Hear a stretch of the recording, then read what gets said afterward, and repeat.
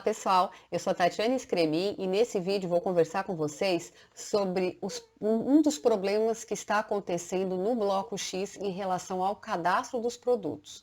Então, depende da forma que você alterar esse cadastro, pode gerar uma pendência muito difícil de ser resolvida. Mas antes de falar dessa questão dessa pendência, a gente tem que estar ciente de como que funciona o CST para emissão tanto do cupom fiscal quanto da nota fiscal de consumidor eletrônica. O CST, na verdade, para fins do cupom fiscal e da nota de consumidor eletrônica, é chamado de totalizadores parciais. Então, você tem uma receita bruta total. E dessa receita bruta, o PAF ele quer saber o que é tributado, o que é isento, o que é não tributado, o que é substituição tributária. E ainda assim, se tem alguma coisa aí que tem ISS. Então, o totalizador parcial ele faz isso. Ele separa qual é o valor da receita para cada uma dessas tributações. Então, por exemplo, o CSTT de tributado, como né, a própria letra já diz, você vai cadastrar aqueles produtos que são tributados normalmente pelo ICMS ou ainda que tenham redução de base de cálculo, porque para fins da nota fiscal de consumidor eletrônica e para fins do cupom fiscal, você não consegue reduzir a base de cálculo no documento, você joga a carga tributária efetiva. Então você cadastra como T de tributado e aí coloca a alíquota. Se for 17 é 17, se for um produto que é 17, mas tem uma redução de base de cálculo de 58.823, isso dá 7, você cadastra o 7. O S de sapo, ele é utilizado quando você coloca no cupom fiscal serviços de competência lá da prefeitura. A prefeitura autorizou você colocar serviço no cupom fiscal ou na nota de consumidor eletrônica. Então, neste caso específico, você cadastra como S. Que daí a tributação é ISS, não tem nada a ver com a tributação do ICMS. E aí nós temos ainda o I de isento e o N de não tributado, que o pessoal confunde. O N de não tributado é somente para aqueles produtos, porque cupom fiscal e nota de venda ao consumidor, eles documentam venda. Então, são aqueles produtos vendidos com imunidade constitucional. Então, nós temos aqui livros, revistas, jornais. Isso vale para o Simples também, porque a imunidade ela pode ser aplicada também para o Simples Nacional. Então, neste caso, você cadastra como N de não tributado. Já o I é de isento. E aí não vale para o Simples, porque o Simples Nacional, ele não pode usar a isenção de ICMS. Ele pode usar o não tributado para o caso que eu acabei de falar, que é livro, revista, jornal, em decorrência da imunidade constitucional. Não é imune? O tipo de produto não tem imunidade, então no Simples vai ser tributado. Mas lá na legislação do ICMS diz que é isento. Vamos supor a farmácia que vende preservativo, as agropecuárias que vendem ração para animais do agronegócio, né, como cavalos, bovinos, os suínos, as aves, então tudo que não é pet, na verdade. O que é para o agronegócio que tem isenção de ICMS, como ração, também tem sementes, então ela vai cadastrar como I de isento. Se ela for do Simples, vai ser T de tributado, porque isenção não vale para o Simples, ela tributa no Simples Nacional. Aí tem que usar o T. Então, I é quando é isento, está na legislação do Estado que é isento, porém vale somente para as empresas normais. Tomem cuidado, porque, por exemplo, se a empresa cadastrar livros como I de isento, para fins do Simples Nacional pode cair na concorrência leal, porque não é isento, isenção não vale para o Simples. Aí você vai ter que ir lá na fiscalização, provar para o fisco que foi um erro de cadastro e vai depender da boa vontade do fiscal que estiver te atendendo. E pode ser que ele diga simplesmente, não, tudo bem, não trouxe lesão para o fisco, realmente você não tributaria, só cuidado e altera para N neste caso, porque não é tributado. E aí nós temos o F.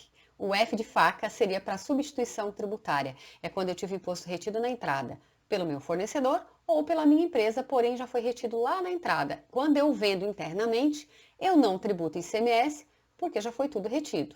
Isso vale para o normal e vale para o Simples Nacional. Então, sempre que você cadastrar como F, quer dizer que é substituição tributária e você não paga ICMS para aquela venda porque já foi pago. Então, qual é o código que você vai pagar ICMS? É só quando for o T. ISS quando for o S. Tanto F quanto o I e o N, que é F substituição, I de isento e N de não tributado, não é para pagar ICMS.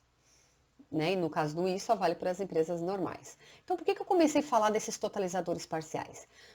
Porque olha só, por exemplo, e aí eu quero chegar nessa alteração de cadastro. Você tem que tomar muito cuidado em alterar cadastro, porque quando você tem um cadastro de produto, você tem uma ficha cadastral daquele produto, no arquivo do bloco X, essa ficha ela é enviada. Então, se lá na ficha está dizendo que o teu produto é isento, a venda tem que ser isenta, porque senão vai dar uma inconsistência, porque o cadastro não vai bater com a venda, com o documento de venda. Claro que no isento até não acontece muito, mas olha lá no F de substituição tributária. Ah, o Estado de Santa Catarina, no mês de abril de 2020, ele retirou da substituição tributária as autopeças. Aí imagine você tem uma oficina mecânica e aí você vende autopeças. Até o dia 31 de março, essas autopeças eram substituição tributária. Então está registrado lá no cadastro como F e não paga ICMS.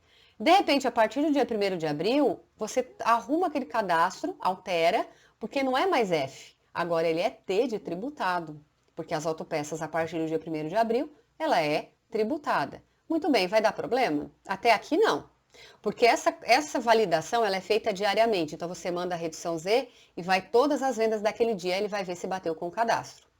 Agora, já pensou se você altera esse cadastro no meio do dia? Vamos supor que começou dia 1º do 4 como F e você vendeu uma peça.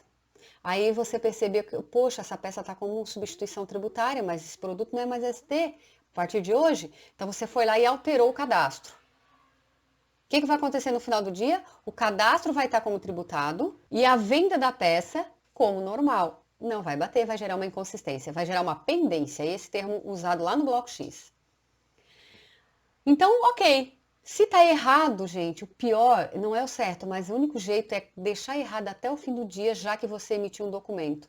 Porque se você emitir um documento e altera o cadastro, ele não vai bater depois. Então, se você não vendeu nada, só vendeu uma peça, é só ir lá, altera o cadastro, como nesse exemplo, como F. Não tá errado, mas pelo menos não tá certo, perdão, mas pelo menos não gera uma pendência, e aí vai bater, arruma para o outro dia. Agora, se você vendeu como ST, arrumou o cadastro e vendeu como normal, o cadastro não vai bater com um dos dois, porque teve um ST do mesmo produto, do mesmo código, e teve o mesmo código vendido como normal, e o cadastro não vai bater com um dos dois. E aí gera uma pendência muito séria. Então tomem bastante cuidado com isso. Eu não estou dizendo para vocês venderem errado, mas é que se já aconteceu uma venda, você tem que fechar o dia daquele jeito para daí alterar o seu cadastro, senão gera uma inconsistência séria lá no bloco X e impede que você consiga que aquele arquivo fique como sucesso, vai ficar como pendência. Né? Só uma dica para ir melhorando. Claro que o ideal é não ter erro nenhum, né? Mas a gente sabe que no dia a dia acontece bastante erros. Não estou dizendo de má fé, estou dizendo de erro humano mesmo.